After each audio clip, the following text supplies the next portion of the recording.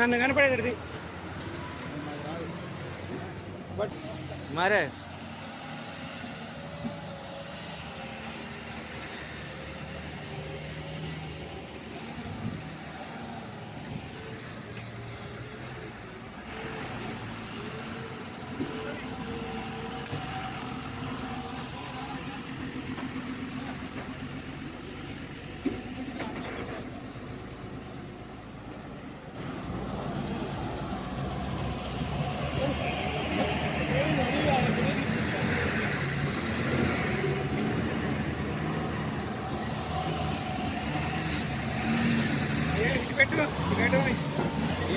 ఏడో తారీఖు 6వ నెల ఈరోజు బ్రహ్మాండంగా అరవపల్లి ఉష్క క్వారీ నడుస్తుంది కాజటిగూడెం.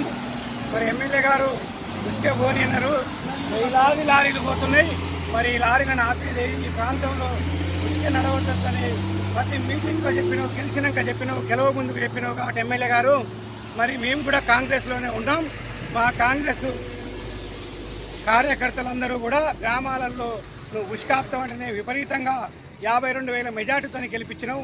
మరి ఆడబడినవయ్యా ఇది చూసుకోవాలని మా ప్రాంత ప్రజల విజ్ఞప్తి. ఏటమ్మడి గ్రామాలు ఈ ప్రాంతంలో ఉష్క నడవనియాలో 7వ తారీఖు నడుస్తుంది. వాడికి నడవబట్టి 3 రోజులంట.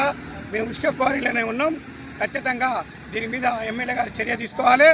దీని మీద పిలుపునిస్తే మేమందరం కూడా మేము గుర్తుంటామని కోరుకుంటున్నాం.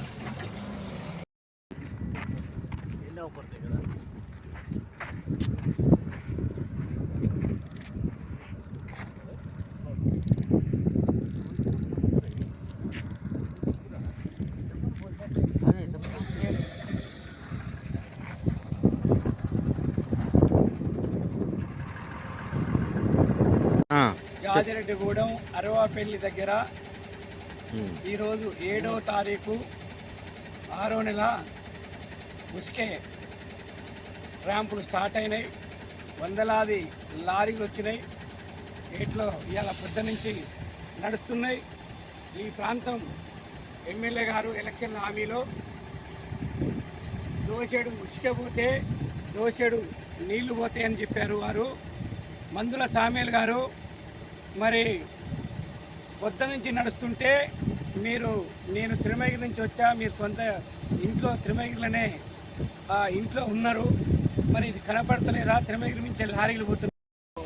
అమ్ముడు పోనూరు ఇప్పుడు తొలి వెలుగు రఘుతో కూడా చెప్పారు బ్యాంచెట్ పోనిచ్చేదే లేదని, ఎట్టి పరిస్థితుల్లో పోనిచ్చేదే లేదన్నారు.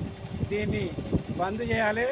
మీరు చేయకపోతే ఈ ప్రాంత ప్రజలు రేపు గ్రామాలలో కూడా మిమ్మల్ని తిరగనియ్యరు. ఇట్లు మీ నారగో నంజయ్య, లక్ష్మీదే కాల్వ మాజీ సర్పంచ్. ఈ ఏటమ్మటి పరివార ప్రాంతాల్లో ఉన్నటువంటి వాళ్ళందరం కూడా చైతన్యం కావాలి. గ్రామాన ఎమ్మెల్యే గారు మాట నిలబెట్టుకోమని పోస్ట్ ద్వారా వీడియో ద్వారా మనం వారికి చెప్పాలని నా ఒక విజ్ఞప్తి చేస్తున్నాము ఈ తుంగతుర్తి నియోజకవర్గం ప్రజలకి.